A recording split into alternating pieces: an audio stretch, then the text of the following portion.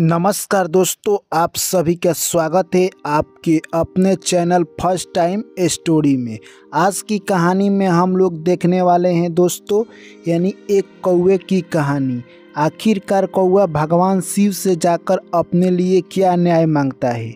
यानी कहे तो दोस्तों, एक कौवा अपने ज़िंदगी में मायूस होकर भगवान शिव के पास जाता है और अपने ज़िंदगी का न्याय मांगता है।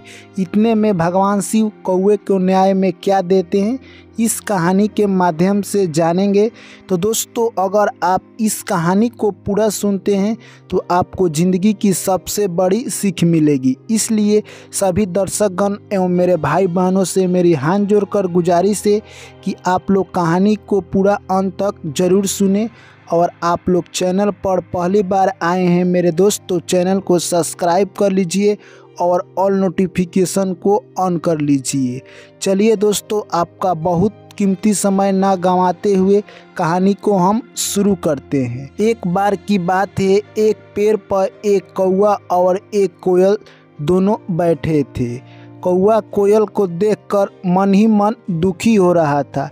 कौवा सोच रहा था, क्या कोयल की ज़िंदगी है, क्या इसकी कू की आवाज़ सुनकर लोग कितने गदगद हो जाते हैं और मनमुक्त हो जाते हैं। जब भी कोयल बोलती है लोग इसकी सुरीली आवाज़ों में खो जाते हैं। कौवा सोच रहा था कि कोयल भी काली है और मैं भी काला हूँ, पर दोनों में रंग का कोई अंतर नहीं है, पर लोग हम दोनों में काफ़ी धरती और आसमान का फर्क करते हैं। यानी कौवा सोच रहा था कि कोयल से लोग इतना क्यों प्यार करते हैं। यह बात सोचकर कौवा अपने ज़िंदगी से काफ़ी मायूस था। वो रहा नहीं गया उसे और कोयल के पास जाकर पूछ लिया। कहा, हे कोयल बहन, आपकी क्या ज़िंदगी है। आप जब कू करती है तो आपको सुनने के लिए लोग दूर दूर से आते हैं और आप जब चहकती है तो लोग मनमुक्त हो जाते हैं। और एक मैं हूँ, जब भी बोलता हूँ तो लोग मुझे ईंटा पत्थर चलाकर मारते हैं और यहाँ तक कि मुझे बच्चे भी अपने घर पर बैठने नहीं देते हैं। एक बार बोल क्या दिया कि लोग हमें मारने के लिए दौड़ जाते हैं और तुम्हारी आवाज़ सुनने के लिए लोग तरसते रहते हैं। इतने में कोयल बोली, क्या तुम अपने ज़िंदगी से नाराज़ लग रहे हो। इतने में कौवा कहा कि मैं अपने ज़िंदगी से नाराज़ हूँ। कोयल बोली, तब तो तुम्हें इसका कोई हल निकालना पड़ेगा। कौवा बोला कि ठीक कह रही हो कोयल बहन, मुझे इसका कोई न कोई उपाय सोचना होगा। इतने में कोयल बोली कि तुम भगवान शिव के पास जा सकते हो। वहाँ से कौवा उड़ा और सीधे भगवान शिव के पास यानी कैलाश पर्वत पर चला गया।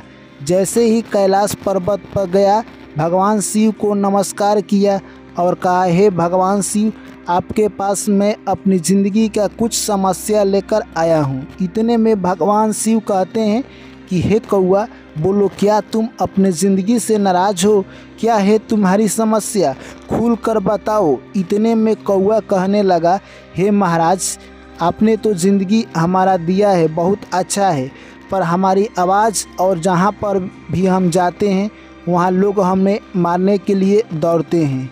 आखिरकार मेरी ज़िंदगी आपने ऐसी क्यों बनाई। इतने में भगवान शिव कहते हैं, क्या तुम अपनी ज़िंदगी से नाराज़ हो, क्या तुम कुछ और बनना चाहते हो। इतने में कौवा बोलने लगा कि हे भगवान, हम और कोयल दोनों का शक्ल एक ही जैसी है, पर कोयल को लोग कितने प्यार से देखते हैं और मुझे लोग मारने को दौड़ते हैं। इतने में भगवान शिव कहने लगे, क्या तुम कोयल बनना चाहते हो। कौवा बोला कि हे भगवान, आप मुझे कोयल ही बना दीजिए। इतने में भगवान शिव कहते हैं कि मैं तुम्हें तो कोयल बना दूंगा, पर एक बार तुम कोयल से जाकर मिल कर आओ, क्या वो अपनी ज़िंदगी से खुश है। कौवा वहाँ से उड़ा और सीधा कोयल के पास गया और बोलने लगा, हे कोयल बहन, क्या आपकी ज़िंदगी है। जब आप चहकती है तो लोग मन मुक्त हो जाते हैं और आपको सुनने के लिए लोग तरसते रहते हैं। इतने में कोयल बोली कि कौन बोला कि मेरी ज़िंदगी बहुत खूबसूरत है। देखो, मैं कैसी काली हूँ, अगर पेड़ पर बैठ जाऊँ तो मैं किसी को दिखाई भी नहीं देती हूँ। और चहकने की बात करते हो, साल में हम लोग के पास एक ही तो मौसम आता है जिसमें हम लोग चहकते हैं। इसके अलावा हम भी तुम्हारे जैसा ही हाल है, यानी हमारी ज़िंदगी में कोई खुशहाली नहीं है। यह बात सुनकर कौआ बोला, क्या तुम अपनी ज़िंदगी से नाराज़ हो? इतने में कोयल बोलती है कि मेरा भी कोई ज़िंदगी है, मुझसे तो बेहतर ज़िंदगी हंस का है। हंस देखो कितना मस्त मगन रहता है, सरोवर में दिन भर इधर उधर स्विमिंग करते रहता है, जब चाहे उड़ने लगता है और उसको देखने के लिए लोग दूर दूर से आते हैं। इससे बढ़िया है कि तुम हंस बनो। वहाँ से कौआ उड़ा और सीधे शिव भगवान के पास पहुँच गया और जाके बोलता है, हे भगवान, मुझे आप हंस बना दीजिए। इतने में शंकर भगवान बोलते हैं कि हंस बनोगे, एक बार जाकर तुम हंस से मिलकर आओ, क्या हंस अपनी ज़िंदगी में खुश है? इतने में वहाँ से कौआ सीधे उड़ता है और सीधे हंस के पास चला जाता है। हंस एक सरोवर में खूब मस्ती में तैर रहा होता है। इतने में कौआ वहाँ जाता है और बोलने लगता है, हे हंस भाई, क्या आपकी ज़िंदगी है? क्या आप स्विमिंग कर रहे हो? आपका पंख फड़फड़ा रहा है, जैसे लग रहा है कि कोई नाव आ रही है। क्या मस्त ज़िंदगी है, क्या आपका ज़िंदगी चल रहा है? इतने में हंस बोला, किससे आपने कह दिया कि मेरी ज़िंदगी इतनी अच्छी चल रही है? मेरी ज़िंदगी सबसे बोझ है। मेरा रंग देखो क्या उजला रंग है, यानी मातम का रंग है। मुझे जब भी कोई लोग दूर से देखने के लिए आते हैं, ईंटा पत्थर मारकर मुझे उड़ाते हैं, और जब मैं उड़ता हूँ तो लोग मेरी फ़ोटो खींचते हैं। क्या मेरी कष्टमय ज़िंदगी है? मैं तालाब में तो बहुत बीच तक तैरता हूँ, मैं ज़्यादा किनारे पर नहीं जाता हूँ, क्योंकि लोग मुझे ईंटा पत्थर से मारने लगते हैं। जब भी किसी को फ़ोटो खींचना होता है मुझे कष्ट ही देते हैं। मैं तो अपनी ज़िंदगी से तंग आ गया हूँ। मुझे तो लगता है कि तोता की ज़िंदगी काफ़ी अच्छी है, यानी क्या उसका रंग है, गुलाबी होठ है, और लोग उसको घर ले जाकर पालते हैं और अच्छे अच्छे चीज़ भी खिलाते हैं। तोता की ज़िंदगी मुझे बहुत मस्त लगती है।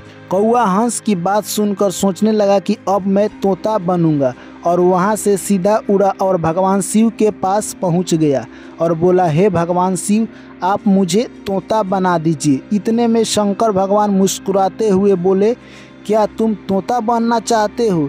एक बार तुम तोता से जाकर पूछ कर आओ, क्या वो अपनी ज़िंदगी में खुश है?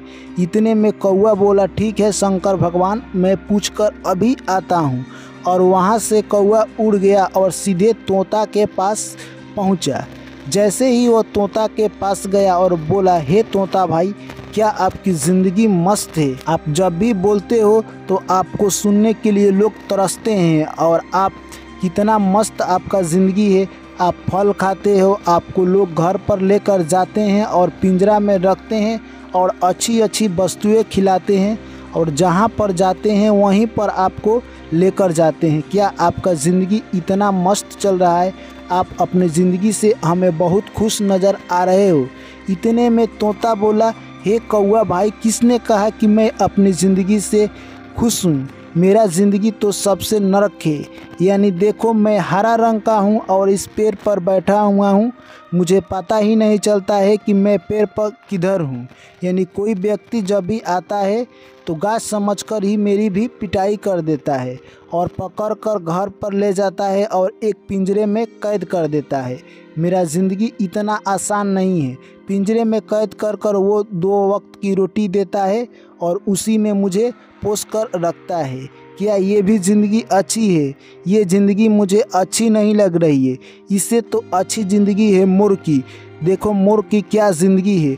उसे राष्ट्रीय पक्षी भी घोषित किया गया है और लोग उसे देखने के लिए दूर दूर से आते हैं। और जब भी बारिश होता है तो मोर अपने रंग में आकर नाचने लगता है। इससे बच्चे और सियान देखकर काफ़ी खुश होते हैं और लोग इसकी वीडियो भी बनाते हैं।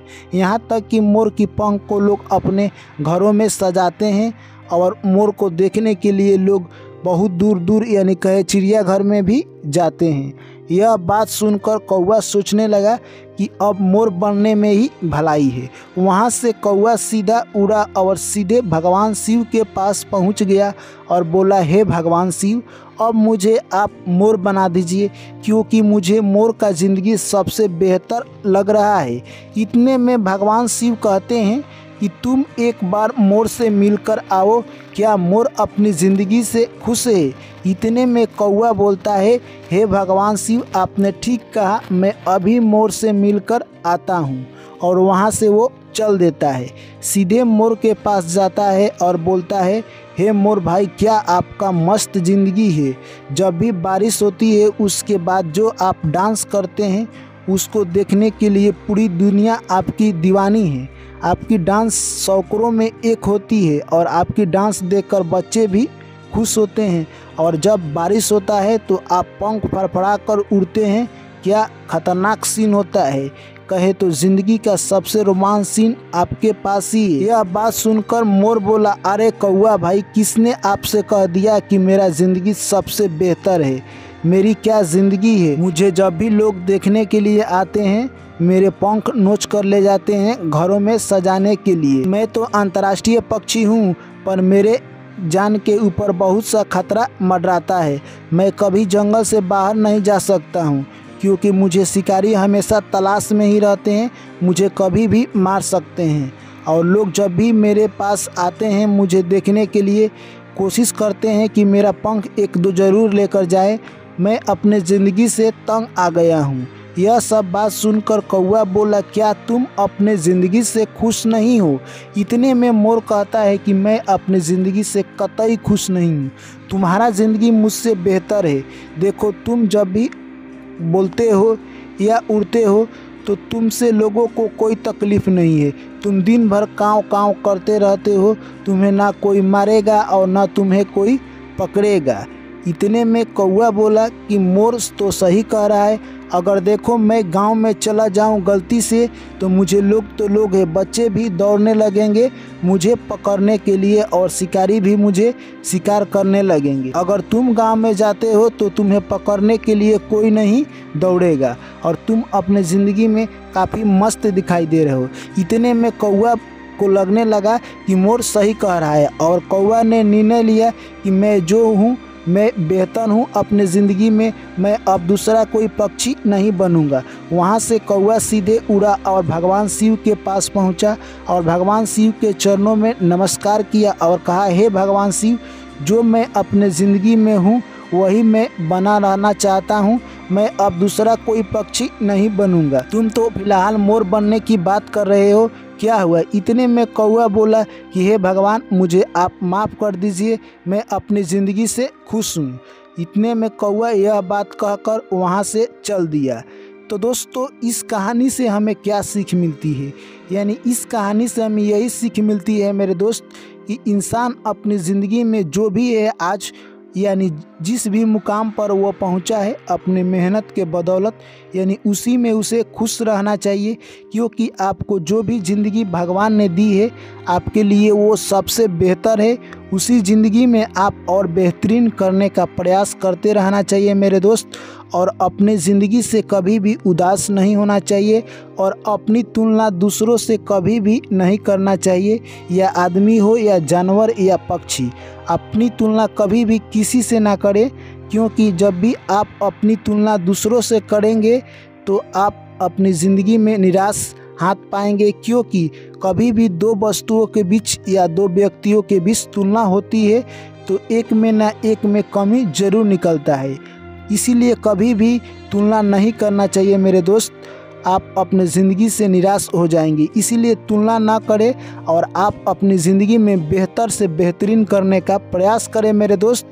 अगर आपको ये कहानी अच्छी लगी होगी मेरे दोस्त तो कमेंट में आप लोग लिखकर हमें ज़रूर बताइए, क्योंकि आपका कमेंट का हमें बेसब्री से इंतज़ार रहता है। और जो भी साथी नए हैं चैनल को सब्सक्राइब कर लीजिए मेरे दोस्त। और आप भी चाहते हैं कि इस कहानी को बहुत सारे लोगों के पास पहुंचाया जाए तो कहानी को शेयर कीजिए और अपनी राय कमेंट में हमें ज़रूर लिखिए। तो चलिए आपसे मिलते हैं एक न्यू कहानी में और अगली वीडियो में। तब तक के लिए सभी श्रोतागण को मेरा प्यार भरा नमस्कार।